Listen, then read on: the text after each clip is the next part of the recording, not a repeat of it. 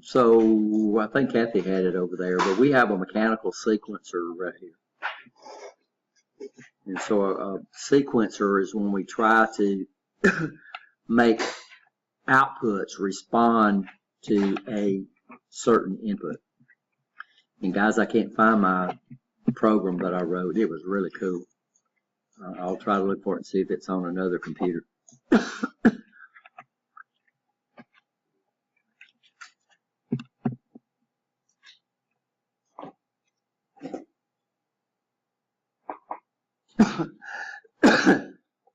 So normally when we do sequencers, we're dealing with outputs. Guys, I don't know where my PowerPoint is.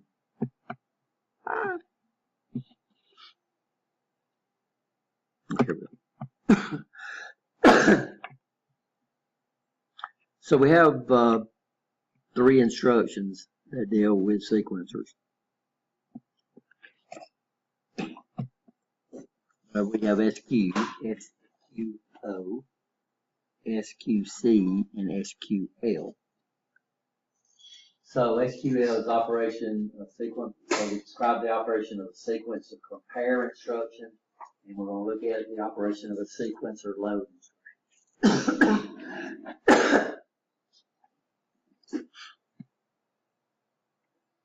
Connect sequencer instructions to increase the number of sequencer steps, and connect sequencer instructions to increase the number of sequencer outputs. So that's what we're going to cover here. So drum controllers. So that's the drum switch right there. You know, what we can do with a drum switch. Notice that drum switch there has how many different selections on it? 4. And if you look at it, it's got metal cams on there, and as it moves, it opens and closes different switches. Depends on how the dang thing was programmed. Okay. But to reprogram that thing, we would literally have to take it apart and move the drums, right? So it would be really, really hard to reprogram. What we can do, so drum switches, drum controllers, okay.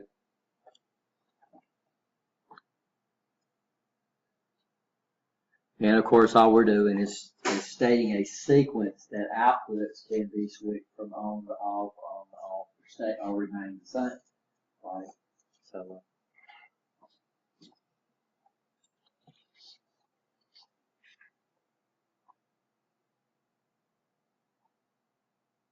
And of course, the time between each sequence steps can be controlled. We can control it with a push button. We can control it with a timer. So what we could do is we could literally make it change sequence by, so if I connected that up to a motor and had the motor running at a constant speed, then that thing would sequence at a regular interval, right?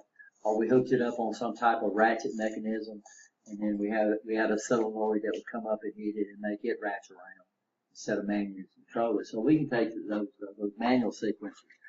But those sequencers, they are extremely hard to change the sequence that they go in. We'll look at table to register or file to word. We'll talk about that. And certain PLC manufacturers use instead of sequencer instructions, and not versatile or complete set is a sequencer instruction. What's nice about the sequencer instructions that Allen Bradley used, it works very similar to stacks. So we push stuff off the stack and we output on the stack, right? But what we're going to do is we're going to automatically go through a group of data in a sequence. And all these are going to be as words, and words are ones and zeros. And these are going to be memory. How does ones and zeros get in memory? How do they get in there? How do they get in? Through programs or for you doing something. So the memory, especially a while ago when we was using the first in, first out stack, how did the information get in the stack? I put it in there, right? And then how did the information get off the stack? Well, I pulled it off, right? You understand? And that's the same thing. What's nice about a sequencer is what we're going to do is we're going to be able to set up a table. And these tables are going to be made up of 16-bit words because Allen Bradley uses 16-bit groups of 16s for their outputs, right? Does that make sense? and I can put ones and zeros in there, and I can make my outputs follow that sequence. And if I want to change the sequence, instead of me getting in there and rewiring that, I can do what? I can just go in and change the values I put in my table. So very, very flexible, a really, really powerful instruction. And like I said, I had a really neat program, and I'll try to do it, redo it tonight. So we might come in here just a little while Monday and just look at the sequence and instruction. Or I might call y'all up front because this is really, really neat.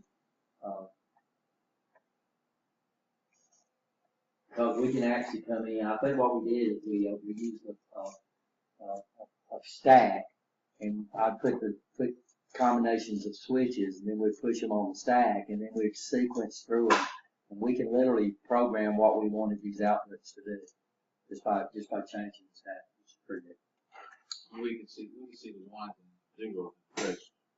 Yeah. So I'll put them in there. Since they're registered, since they're data files. Since they're data files, I mean, we put the contents in the data files. But what we're going to be able to do is we're going to be able to deal with multiple data files. And we know we can get information on the data files all different ways. So the program, if I can find it, what we do is we come up here and we use our inputs and we select a sequence that I want to do. We'll do 4, but actually 3 because we got 3 motors. And then the way it works is we'll come up here and just switch how we want to do it between times, and then we'll put it in our sequence file, right? You understand? And then when we run our program, what will it do? It'll run back what we programmed. And then the next thing, what can I do? Well, I can clear it out and do something completely different the next time. So this would be really, really good for like a plant that runs different things. But so it has to do things in different order depending on what they're running. Well, instead of me trying to have all these different programs or stuff, I could use the same program and do what? Just go in and select. So we'll have a switch and I'm running part number 5. And when we run part number 5, it would set up the what? It would set up the sequence to run that part. So these are really, really powerful instructions. Takes a bunch of programming out of the way.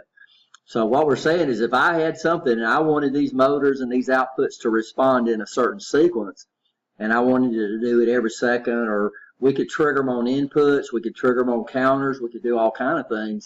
Instead of me writing these big old programs, we could just set up a sequence, right? You want a table, and then what do? We just go through that table. Very, very powerful instructions.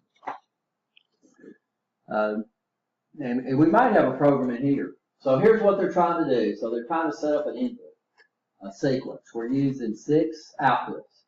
We're using 2 motors. Motor 1, motor 2, then we'll turn this one off, this one off, this one off. In sequence step number 2, we're going to do turn the motors off, turn this guy on, turn this guy on, turn this guy off. And then sequence steps number 3, we're going to turn this off, this off, this off, these 2 guys on. Now we could program that, right? How many runs would it take? Well, it would take a few, right? At least, right? But understand, we can set this up as a what? As a sequence. And we could increment through the sequence with a timer. We could increment through the sequence with a counter. We could go through with a push button. So there's all kind of ways we can go through the sequence. We'll see what program they got, and hopefully this program's in there. Yeah, on the next page. So here's our sequencer. This is our concept. First of all, we have to set up, we need to tell the sequencer to what? Number of steps that's in the sequence. That's your next. We need to put, what register we're going to pull the information from, right?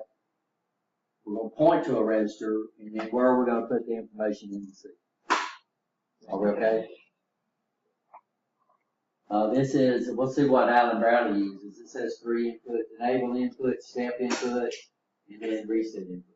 We'll see what Allen Bradley uses. Normally Allen Bradley does not have an enable input.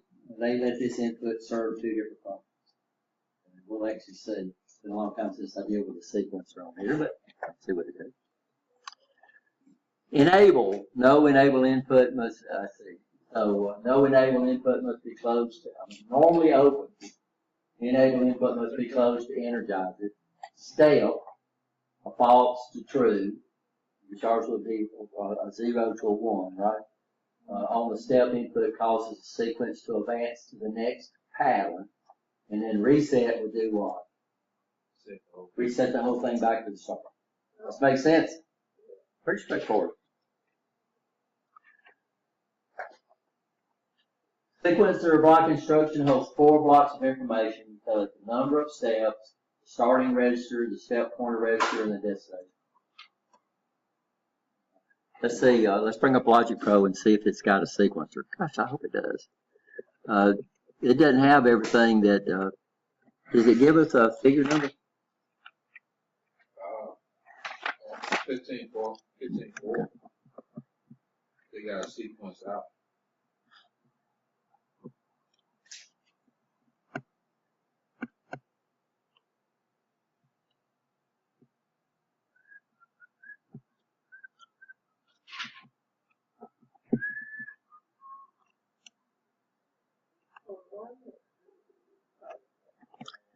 $15.4, right? Or 15.2. 15.2. 15.2 shows using compare to make the using the compare to make the sequence that you want. Like that diagram you just had with the lights and the motor. Okay. That's what 15.2 does. But it doesn't use the sequence instruction. Yeah, so let's see what happens when we open this up. Looks like we're going to have to combine the two. It's showing that you can do it by using other instructions, but on the sequence instructions, there's one on 15.4. Okay, y'all see that.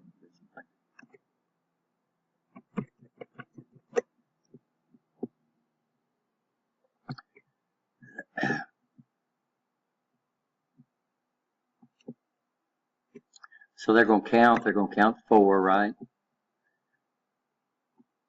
And then this is really nothing. Oh, I understand what you're saying.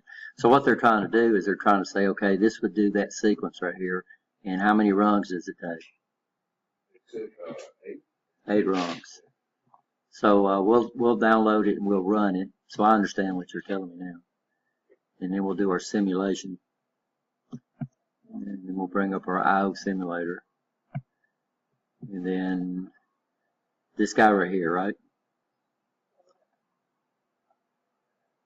Switch to run, Rich.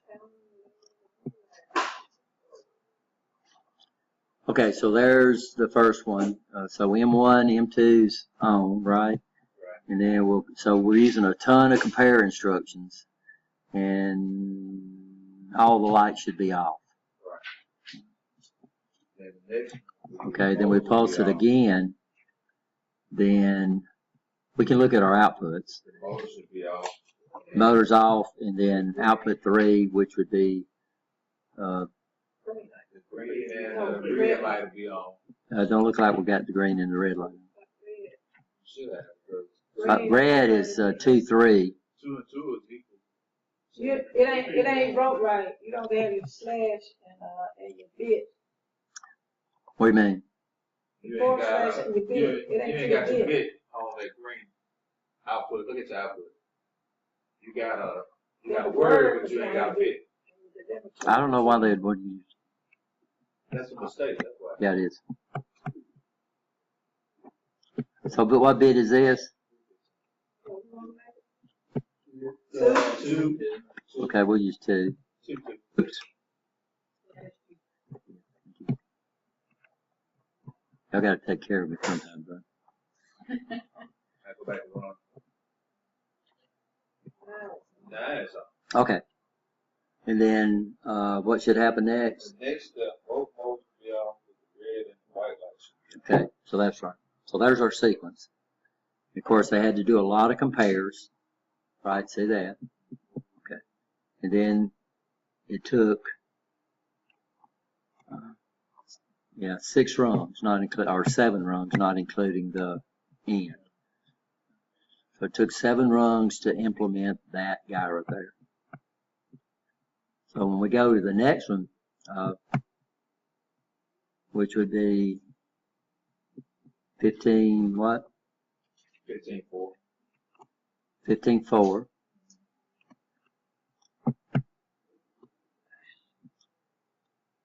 Now you have to see instruction. Yeah, but, so what we're doing, this is a sequence instruction, okay? And, so this is with a mass, and what type of mass do you think that is? And mass. So we're using FFFFX, so we're letting everything come through, right? So we can strip off bits that we want to do. We're using output number 2 to go through the sequence. We're using indexed addressing to go through this, and then the length is 4. Now the problem is there's something missing out of this. What's missing? The output. R6, no, R6.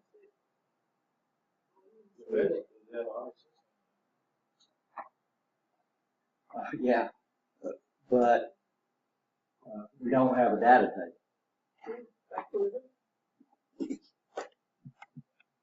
So we don't have a data table, understand?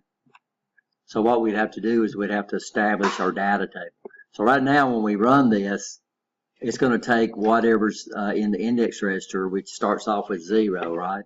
So it's going to be B30. Well, what's in B30? Yeah, so we could, but that's the problem. We don't know. So we're going to have to add more of this, so it's kind of misleading when it says, so this is what we got. So it looks like they loaded it in there, or we put it in there a while ago is what it was, and we haven't cleared it out. So what we would have to do is we would have to establish this table. Now, why is it in there? It's length of 4. Huh? Yeah, but why is it in there? Where did this table come from? Well, this table came from... It got to come from there because that's what program you're on. Yeah, but I don't see where they put it in there. See what I'm talking about? Yes, no. Mass. You're talking about the destination. Yeah, how did this get in here?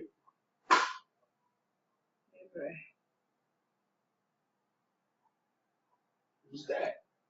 Where? I mean, this is right. I just don't know where it came from. You understand what I'm saying? So normally, we'll probably do this later. We would have to put the information in our stack. Somehow he's got it in here. Yeah. So he probably set these registers up when we loaded this program in.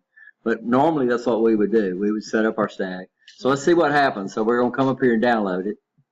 So what I'm saying, this is kind of misleading because the program is going to have to be longer than this, but it's not going to be 7 runs. Okay. So here we're going to sequence through, right? First 2 motors. And there it is. That's it. So we got a what? Done.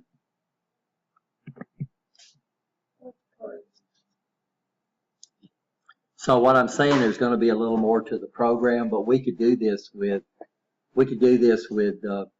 one more instruction. We could use a push instruction, right? Don't even need to pull them off. The sequencer is going to go through the sequence, but we could go in and we could load the sequence with a push instruction, and then go through that sequence.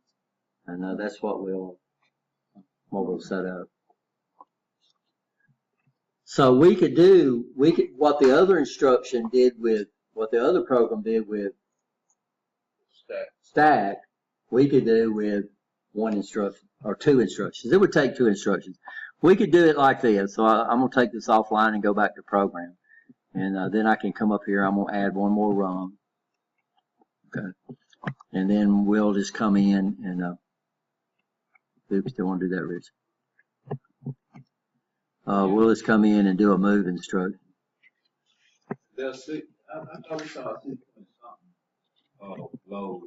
And then we did. We just hadn't, we'll move it in there. So No, we're doing 16 bits. We would have to do that. We do. So this is not gonna work. We could use a push instruction, and every time I push it, I could come in here and actually input to over here. So let's do that. So let's go.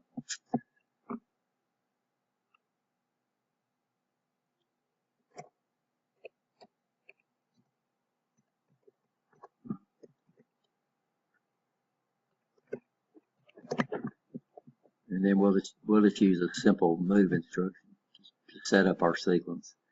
If this works, we'll see if it lets us do it. Move.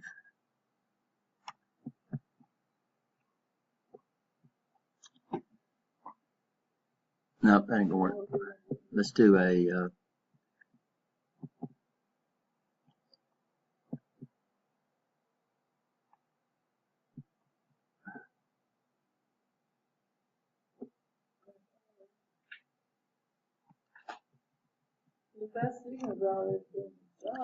So let's go our source. We're gonna go input. 3/0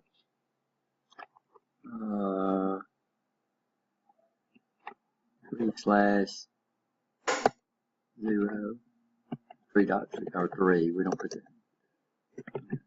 I think on the actual Allen Bradley you have to put the dot 0 in there, I think. And then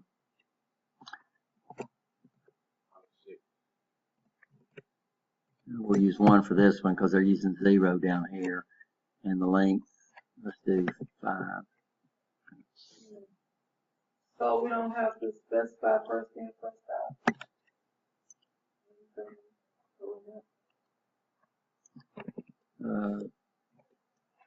Down here we're using B3, so we need to go on up there. I don't think this guy here supports B10. I don't think. No, it don't.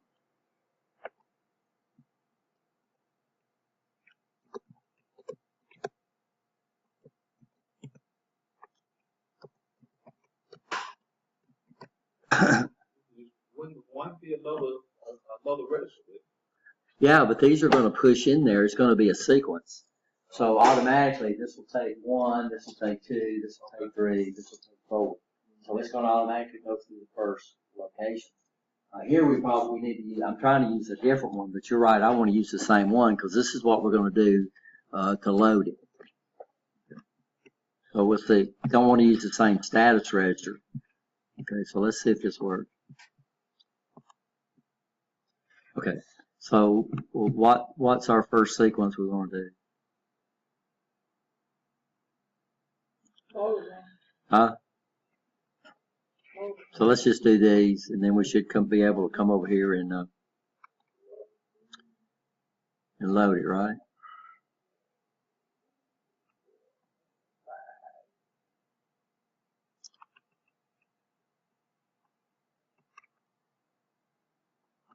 What's it not doing?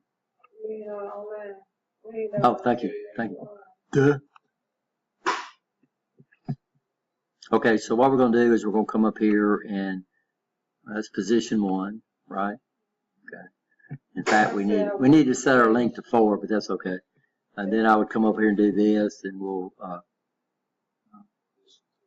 that'd be position 2.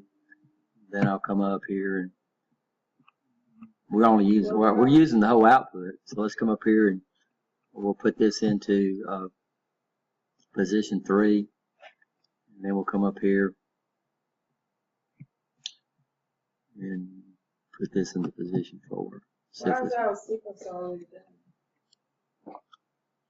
done? We need to, it should have reset when it got it done. It should have reset R6. Huh? No, it was already. Yeah. Yeah, because we went through the sequence a while ago. Huh? That R6 at 0, you got the other R6 at 1. Okay.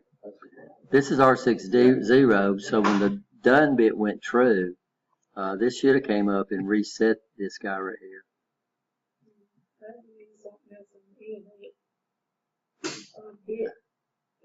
No.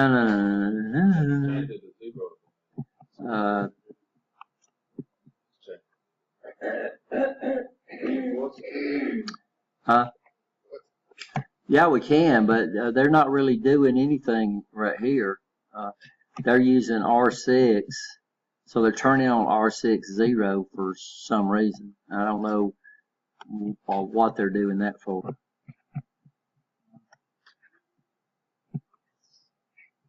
Yeah, right. Yeah, I did on purpose. I'm gonna try this. So counters. Reset.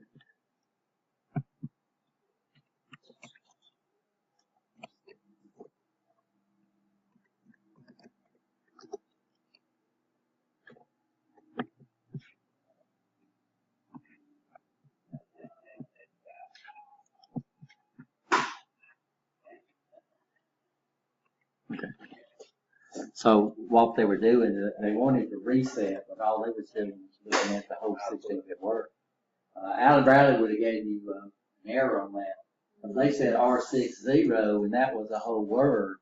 But on Allen Bradley, if you're dealing with a coil, it's going to expect a bit address. So like I said, RS Logic lets you get by with a lot of stuff. So we're in run, so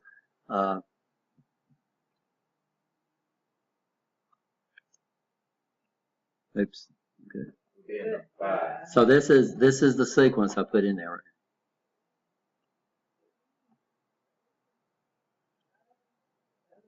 course, It reset. yeah, so it's resetting itself. But how did this sequence get in there? Yeah, I put it in there by pushing it right here, right? Does that make sense? So what I just did is set up a programmable situation where I decide the order I want my outputs to become true. So we could come in here and program this guy that they want right here, right? And how many instructions would it take? Of course, I got to reset this too. So let's put it in parallel. Just because we reset that one, we can reset this one too, because we only use this to push stuff on there. You know, see what I'm saying? So I think what I can do is just put another reset in there. Just because it resets the first time through, it'll still be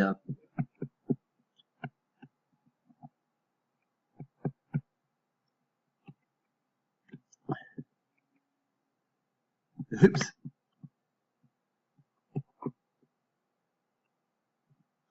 So we'll reset R.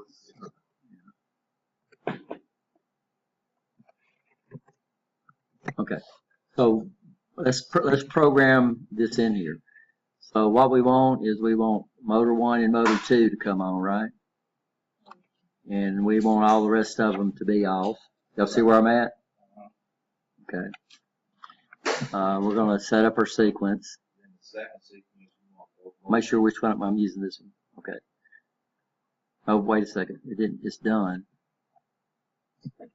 Oh, wait a second. you're offline. Yeah, I didn't know. I didn't. Oh, still at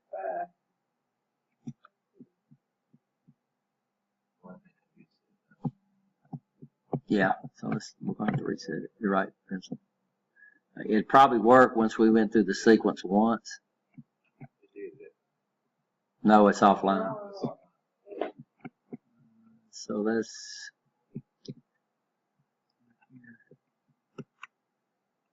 put another row right here. Drag this guy. Well, let me drag it.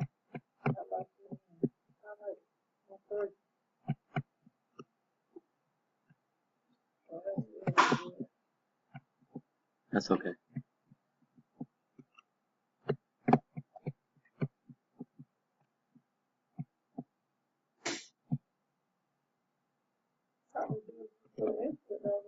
Yeah, we're going to have to give it an input. Which one are we not using? Or 2, right? We're using. Oh, wrong PLC. Sorry. Oh, manually, yeah. Yeah, we'll manually do it. And that's the easiest way to do it. Of course, there's all different kind of ways we could. Did I go past counters?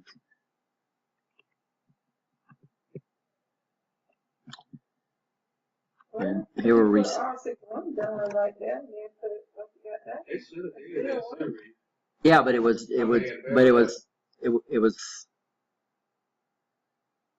we could have gone through the sequence again, yeah. If I'd have went through the sequence one more time, it would have worked. That ain't gonna work. But this will work too. So y'all right. So the problem is, if I would have sequenced through it again, it would have worked. But right now the done bit wasn't set, so this guy right here was still the same, but we're okay. So we'll reset the counter. Which one is that one? 2. R6. You got 6-6 in there. I got 6-1.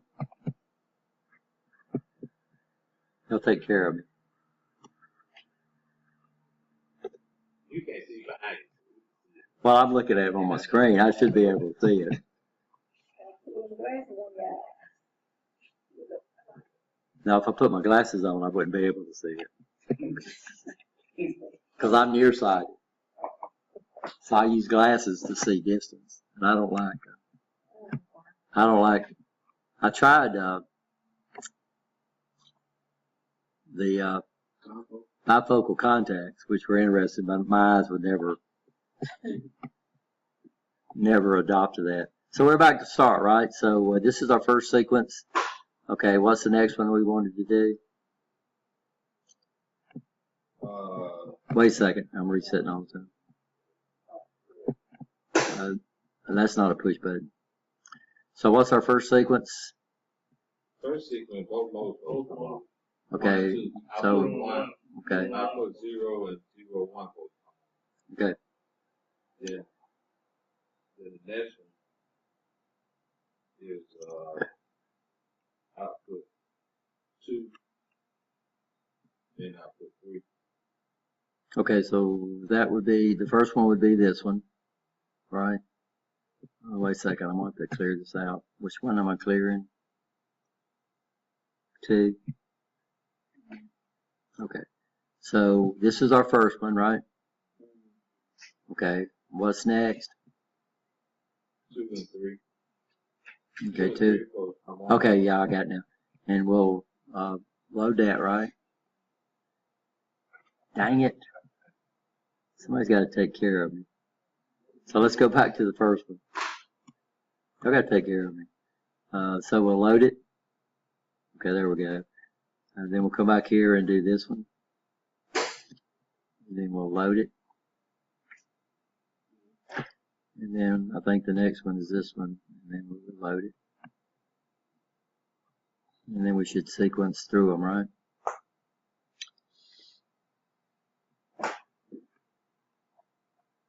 I got something in there. I wasn't supposed to. Oh, this switch right here. Somehow I got another bit in there.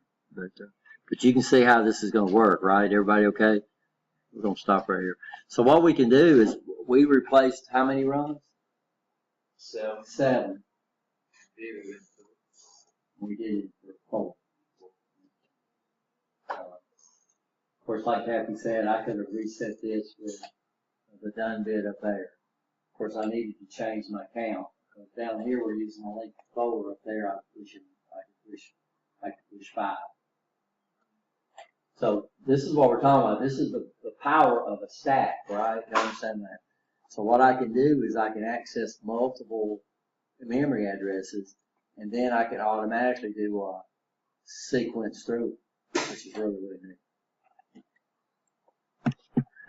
So let's see what else we got in this chapter.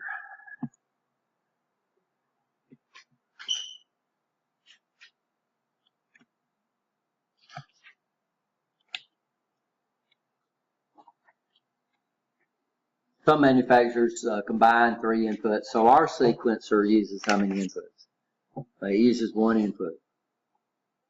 So that means where this guy right here actually shows 3 different inputs. We do our input, we do our output, we do our step input, and we do our enable, and then we use the reset. We reset the actual control register, right? Does that make sense? Yes or no? I don't know about Siemens. Siemens has a tendency to use all three of the inputs, but we hadn't did sequencers with that one, so I have no idea.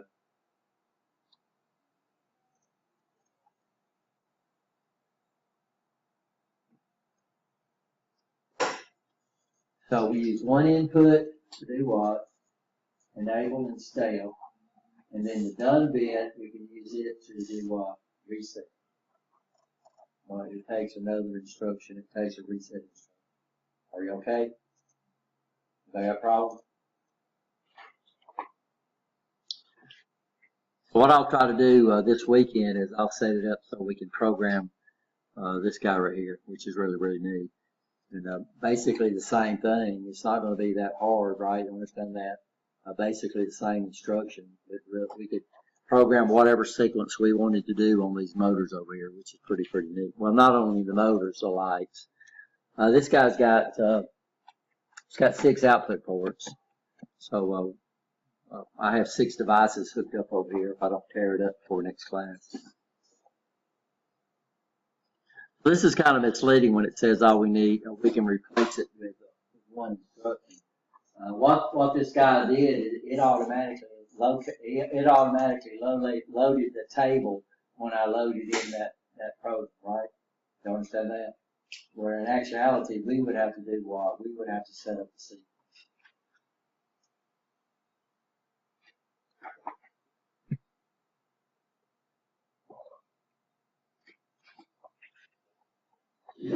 And this is the one we just talked about, right? Moves the contents of consecutive word addresses into an output word file. This is the starting address of the sequence file using index addressing.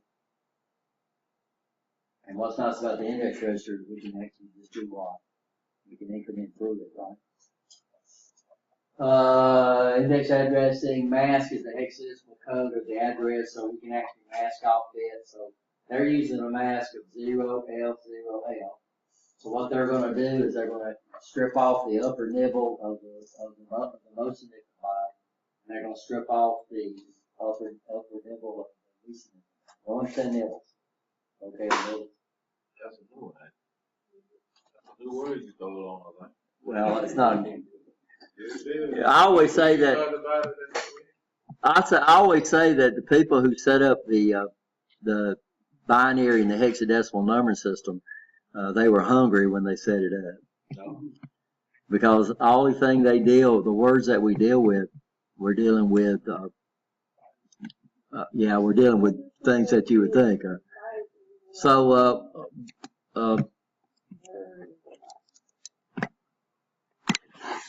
So we got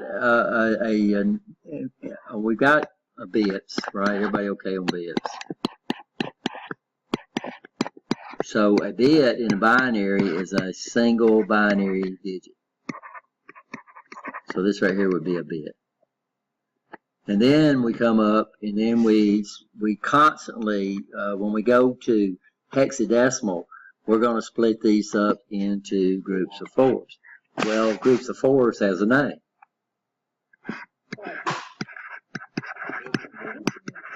So a group of 4 is a nibble. And you can understand why they did it, because we do that all the time. And a group of 8 is a what? 8. And then a group of 16 is a word.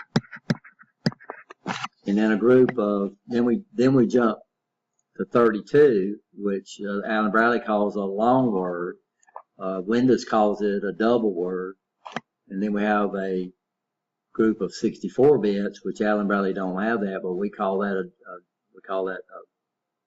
a quad word, which would be 64 bits. So a group of 4 bits is called a what? Nibble. A group of 8 bits is called a byte, and then a group of 16 bits called a word. And then Allen Bradley does a 32-bit word. They call it a what? Long word. And then Microsoft refers to it as a double word. So they're using this right here. So that would be my mask, right? So this right here would be a byte. but that would represent a what? A nibble. So what they're doing is, if we come over here and we've got an unknown coming in, and they're going to mask it with, they're masking it with 0, F, 0, F. F, Rich. So no matter what these are, what they're going to do, they're going to strip these guys off. And these will come through whatever they happen to be. These guys right here are going to be stripped off, and then these would come through with whatever they happen to be from our own number. So why they're using that mask, I don't know, but that's just an example. So the sequencer instruction for the Alli Bally is with a mask. So if you want all 16 bits to come through, you better put what? I was in the right place, Rick. All else. Yeah, you put all else in that, and that's what they're doing here. So the mask is the hexadecimal code of the address of the mask word. That's not exactly true. This is actually the mask word. A destination is the address of the output port word, right? You understand that. The control, this is the control register we're going to use. The length is the number of bytes or words we're going to move over. And the position, we don't do anything with that. That's going to indicate what position in the table we're at. So it's a lot like the pull instructions, right, or the unload instructions. And so every time you pulse the input, this guy's going to go through one word of the what? Of that table that we get stacked, or the sequence we want to make those outputs. Y'all understand that? Pretty straightforward.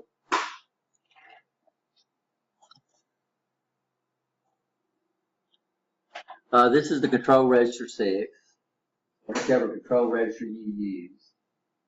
So this was copied and cut right out of the manual, by the way, because the book doesn't tell you about the control words a lot. So this would be the X, whichever R6 register you're using. The EN element, or bit 15, would be what? It's set by false to false true transition of that input, right? The DN is the same, and we're familiar with the DN because it's the what? It's a done. Then we have the bit 11, which is what? Yeah, it's set when the processor detects a negative position value or a negative or zero length value. This results in a major error, and if not clear before the end of these instructions. We'd have to look up the D and D. We know what that is. The end instruction is that instruction that's automatically put at the end of every, once you start a new program or ladder diagram, it automatically puts the end instruction.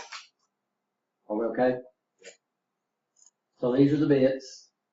So even though the R register are set up in 16-bit words, and every time you set up an R register, when you say R register 1, it actually eats all 3 words, right? You understand that? So the R registers are really big data file. But we don't, so word 1 contains the what? Length, and then word 2 contains the addition. So this is actually what every one of those things you get. So this was cut and paste right out of the manual.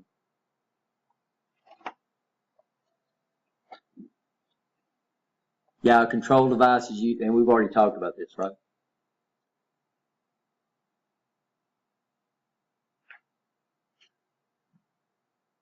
And I have no idea what they're talking about here.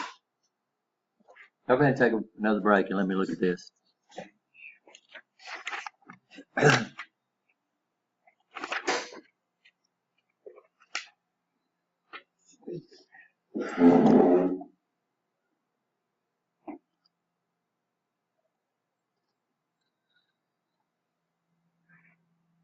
Data file 10. Oh, okay, I understand now. Yeah, these are the registers we can use to hold our sequence. So I understand that. So we can either use B3 or B10. Of course, Logic Pro doesn't support. Okay. Another thing that we're definitely do all the time when we're dealing with a lot of memory is look for stuff. And you might see me up here doing this all the time, where I need to find something. Well, you can imagine on some of our so we have a 6 terabyte server over there, and we're looking for something. So what we do all the time is we look for stuff, right? And so we have instructions where we can go out and we can tell our computer to go out and find different things. So I can come into this folder right there, which is huge, and then I could tell it to display. I could tell it to search for all files that have an RSS extension, and these are, and automatically it goes out there and finds all those stuff. So if we've got the need and we've got all this memory and stuff inside our PLC, or we've got a table out there and we loaded in a bunch of inputs from a table, and we're trying to find a certain input condition, then it would be really nice, instead of me having to literally manually go through that, to tell my PLC to go through that table of input information and look for a certain pattern. Does that make sense? So we've got that, and this is one of our sequencers. It's called Sequence Compare, where we can actually set up a sequencer instruction that literally goes through a table and looks for a pattern for us.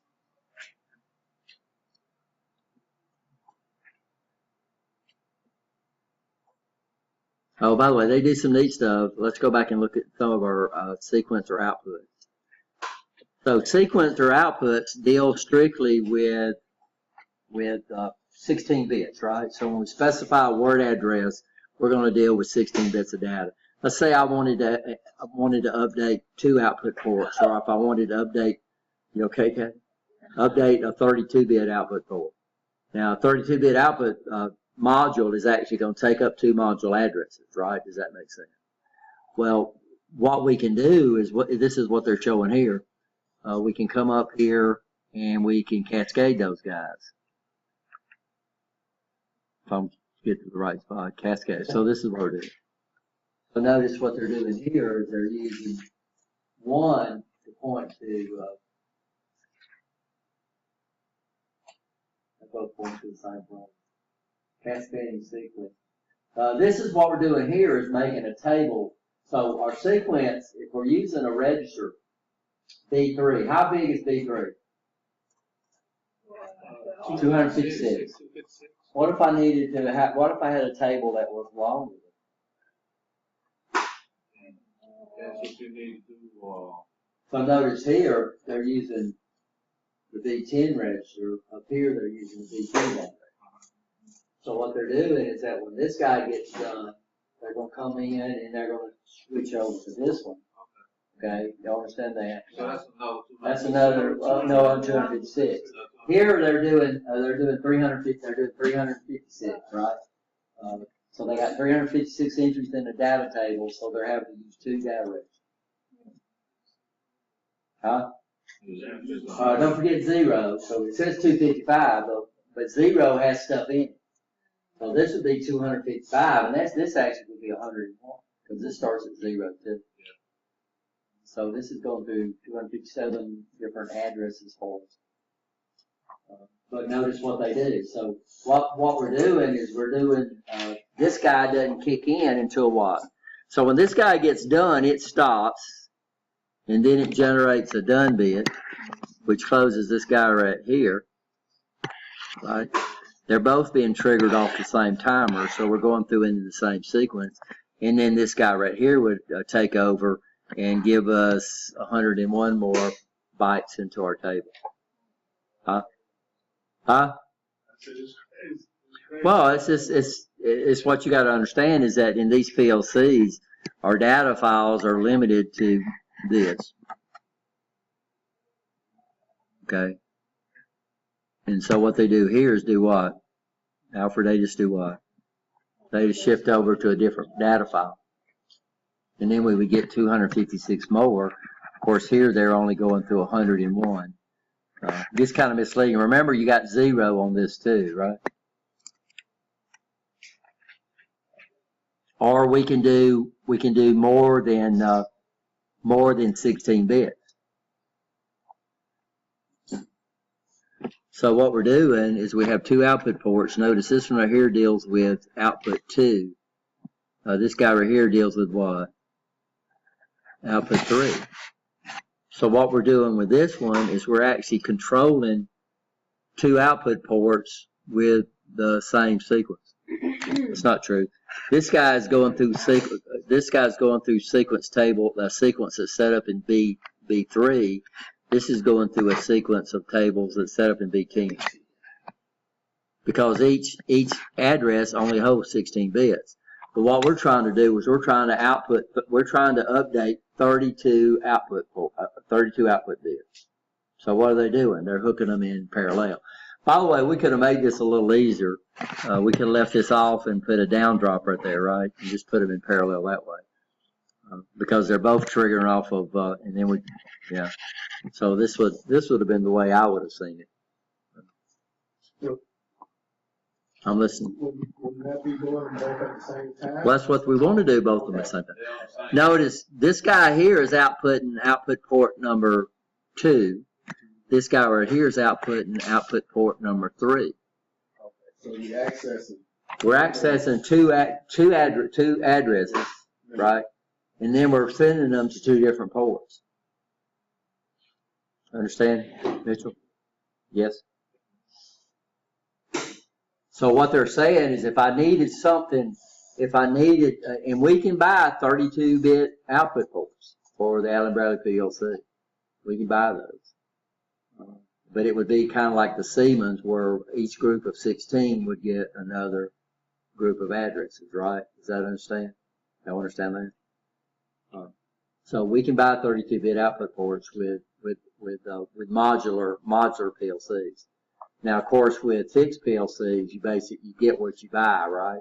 Unless they're a hybrid. Now, this is a hybrid PLC, which means what? Yeah, we can take off a little cover on the side and we can add modules and put them on a DIN rail.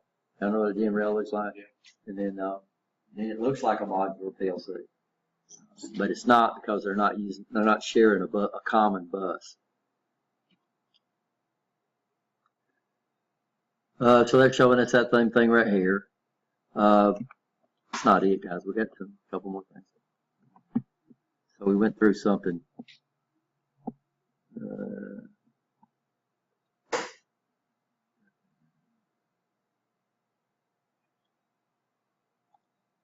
The sequence compares. So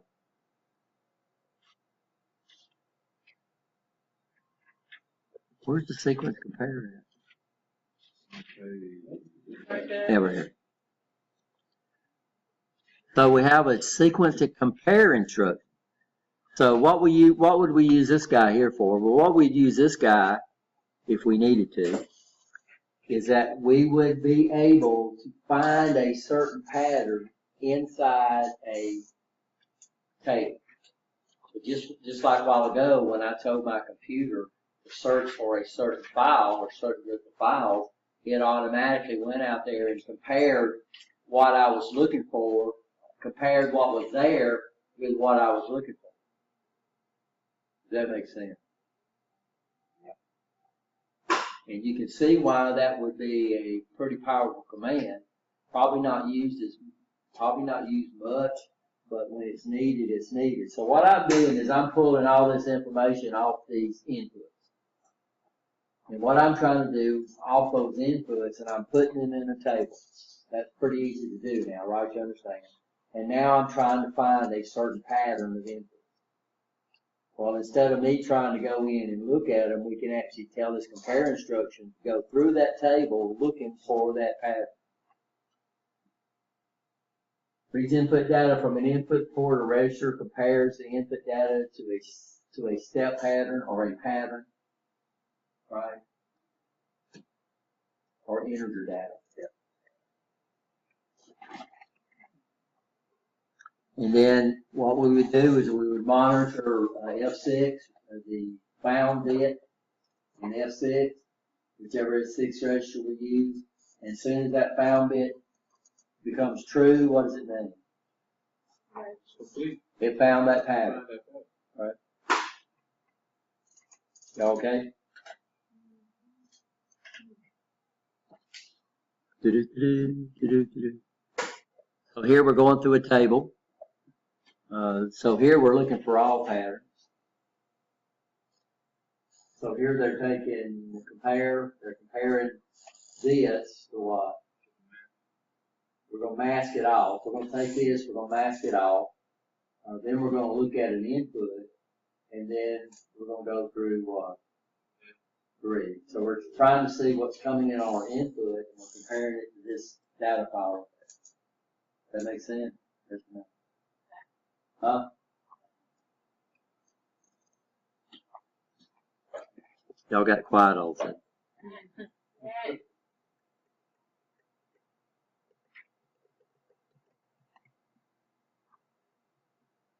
So let's see if they've got this one then, so we can look at it.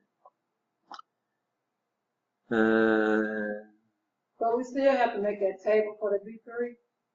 Yeah, so that's what you're comparing. That's what you're comparing. So what you're doing is, what this program's doing is we've got a table that we got in there somehow.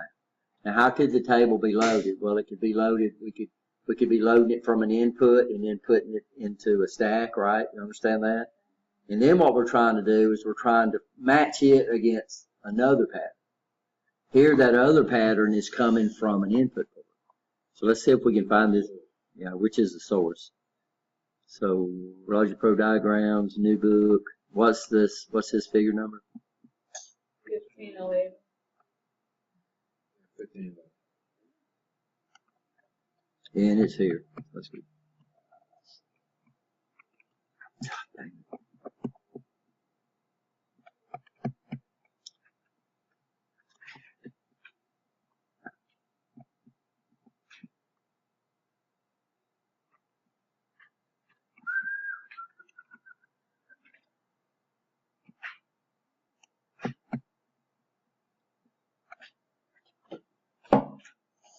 Now they got a data file out in V3. We'll see if it stuck something out there. So we'll go right here. Let me upload it first. Or download it. Switch it to run. We'll see if we put something in this register for us. So here's V3. So there's something loaded in there, right?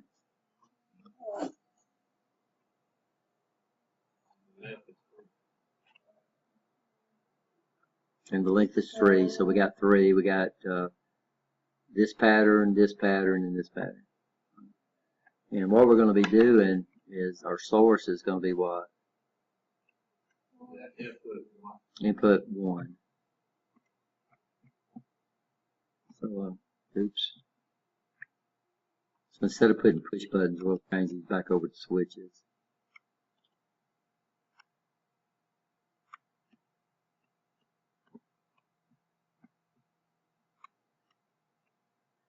Of course, this is not one of the patterns. We're okay down here. Okay. Does that bother y'all back there?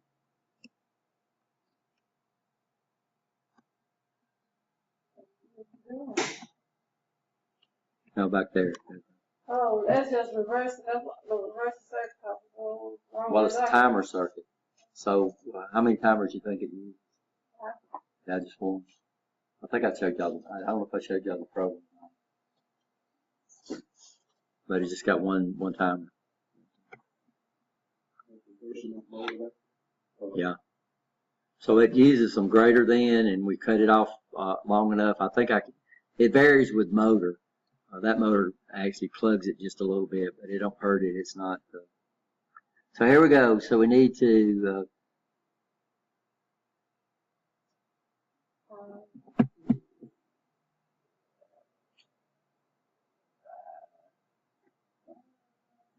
I don't know what this is going to work. It looks like they're using the same thing.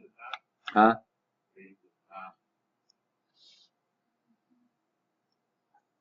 Yeah, but they're using, we're not ever gonna get a found. Yeah, we could. Yeah, the timer's resetting itself, but, he's using, input 0. We're comparing it to this bit. And this is our source. And comparing it to this bit, and if that bit is required to turn the timer on. That makes sense? So why That's what I'm talking about. Stopping at 2 and not going to 3. Huh? The position under the lamp, it's not going to 3, it's stopping at 2. He's using, the done bit on R6 to reset R6. So it's resetting on 3, so you'll never block. You'll never see through. Understand? So you never see this guy right here close it. Because one. Well, we can slow down the scan time. Yeah. You could slow it down a lot. But I don't know exactly what this program's supposed to do. Does it give us an explanation? Because its source is input 1, Right. module 1, bit 0. We're using input, but it uses input module 1, bit 0 to enable the time. Just saying that it's the input. Yeah, we can see, I don't know if we can see this if we slow it. That preset is on 200. Yeah, even when we go, we can't see it even when we go. What's that? Preset. Timer preset. Which figure we got? 15.3?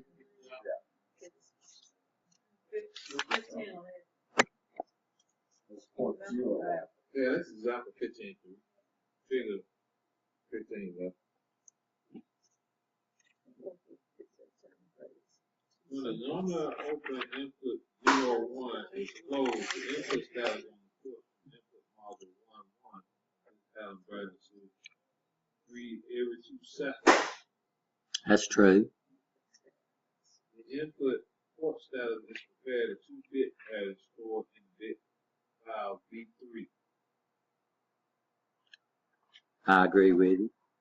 The input port status matches one of the bit patterns stored in bit 3. An indicator light turns on. Has the light turned on? No. Otherwise, the process of the reading and the comparing continues till the switch is open. They never found it if the light didn't come on, right? Well, but look at our source. It's the same as the what's called. Why? Well, you gotta read the back. And then the pattern. Maybe our source should be. Yeah, that's what I'm talking about. Input just one. Not 1, because we're using 1 to trigger it. So we probably need to move over to input 3. 3, okay. Yeah. And then use the whole word. Yeah, the whole word. But we could never get a match. Does that make sense? Because our source was 1 bit. Yeah, So one we bit. was comparing it to. 1 bit. Well, I mean, we could only search one position, but we got to search. Okay, so let's download this and see if it works.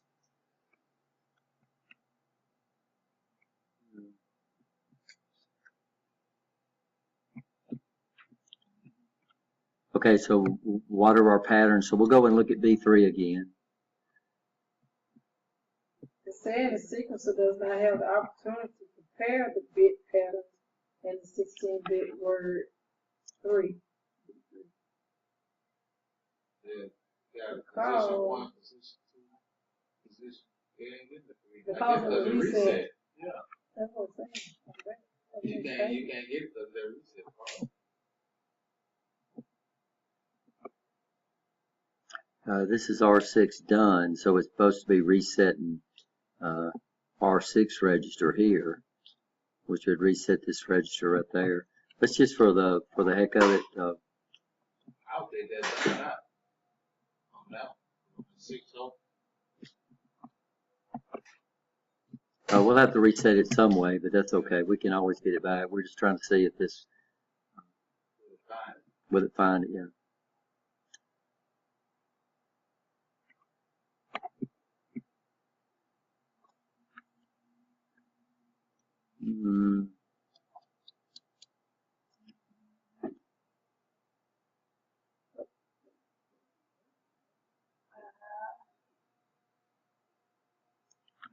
We're getting it done right here, but it's not indicating that it found it. And it looks like I'm getting my source as input 3. Input 3, I'm putting a 5 in. And Why you got the input 3 closed though up there? cause that's one of our patterns. So when I come up here and look at the patterns that it's supposed to be searching for, then there's that pattern right there. But it's never indicating that it got a found, or it might be. So let's stop this again. And then what we'll do is we'll have to do this a certain other way, because what I think is happening is the found is going so fast we're not going to see it. So what I'm going to do just for the heck of it is just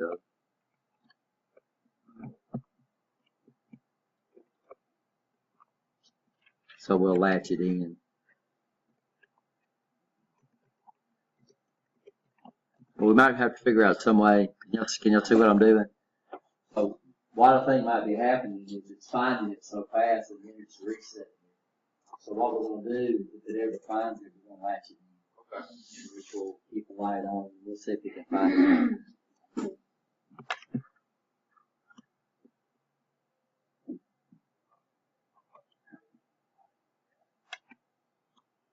And it still don't look like it's finding it, guys. Well, no, if it ever found it, this is using the found bit right here to energize this guy. There you go. It's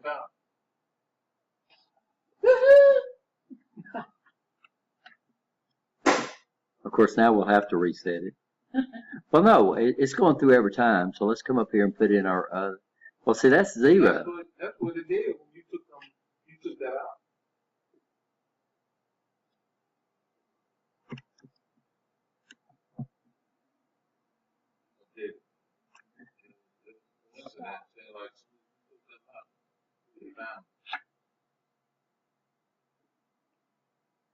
Yeah, we're sealing in now.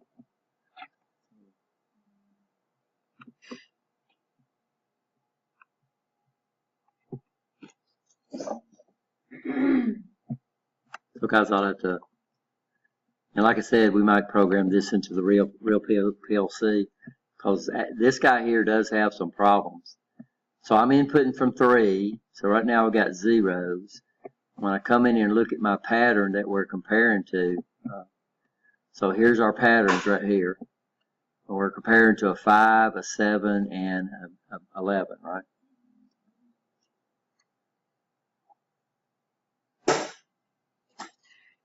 No, we're not getting any of those. So now we've latched this in, so it's going to stay latched in the whole time. Well, I'm listening.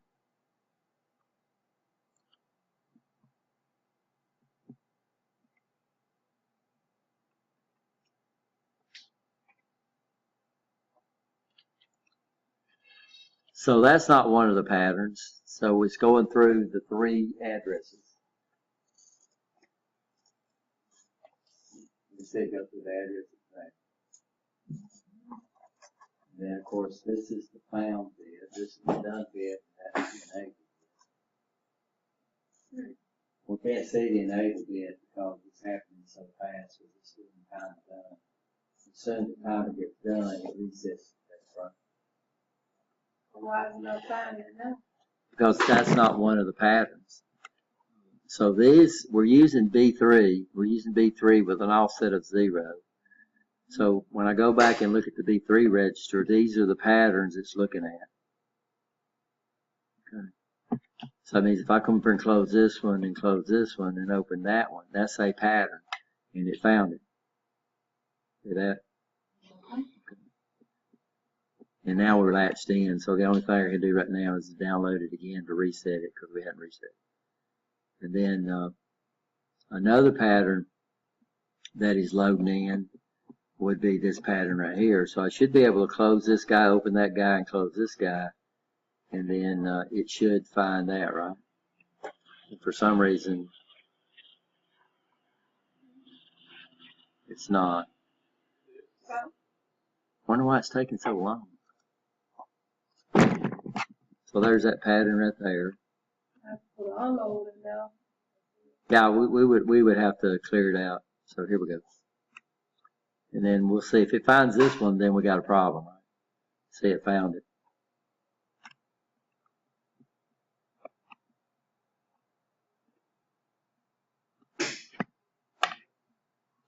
Oh, that way it didn't reset at that time.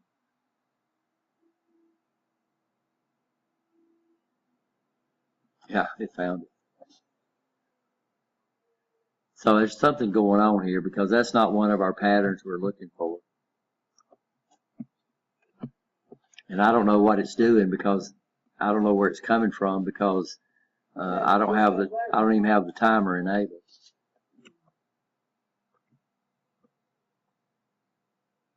So as soon as I go to run, it's going to come up and say what?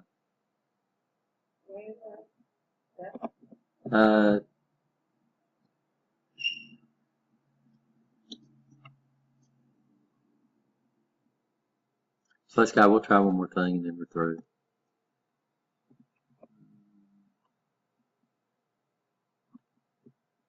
So what we'll do is we'll put a reset. We'll put a reset in here, or we can actually reset it manually.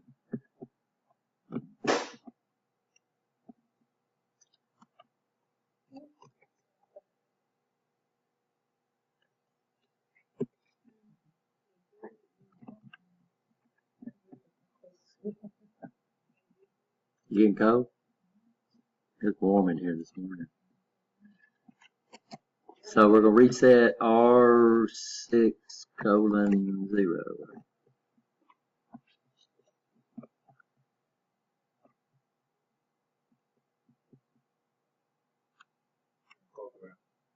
Yeah, no, I hadn't uploaded it. I hadn't downloaded it yet.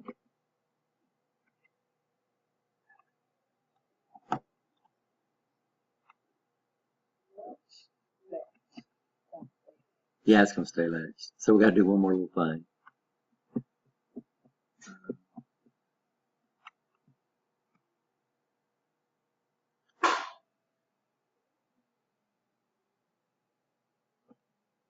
We'll have to do this even though we don't want to. So click.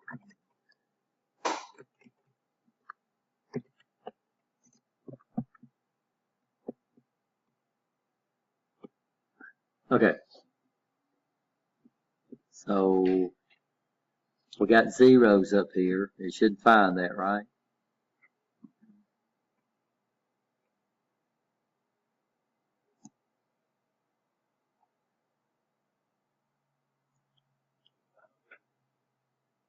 Yeah, I found it. Go back to our time. I didn't see that, Vincent. I mean, we can go back and look. So here's our tables.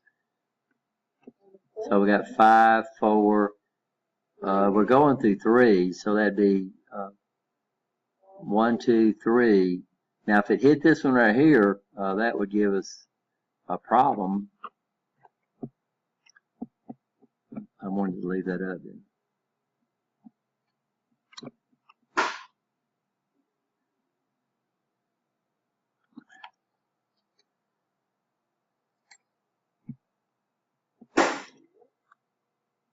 So it looks like it was hitting this 0 down here. So let's put in 5 and see if it finds it. No. I don't know. I'll have to figure this out. I think we're doing it right. I think it's just the application. Because we're telling it to look at input 3. This is what we're comparing it to, right? So the file, we're masking it with 1, so that means everything comes through from B3. That means we're actually comparing it against all the stuff out here too. That shouldn't make any difference. And then these are what we're comparing it to. And we're getting our input from input 3. So I need to look at this more. So what we'll do Monday, we'll come in here Monday morning, we'll just clear up some stuff, and then we're through with our lectures. Just clear up some stuff. I'll look at this and try to figure out what's going on. And I found out several problems with Logic Pro, like converting the decimal. Sometimes they don't do that. That kind of stuff. So, we okay? Yeah. So guys, Monday morning we'll start off in here. We won't be hearing any stuff, bring stuff to do labs. What did I tell you I was gonna let y'all do? I told y'all we could do labs on what? On Logic Pro. If you want to work on them at home, instead of coming in here and converting them over and running them on our PLCs, I'll just bring my computer down there and then I'll run those and check those out too. How's that sound? So you have to put them on thumb drive. Are we okay? Hey, one of those chapter quiz. I tried to go back and rephrase that. Some of them was okay.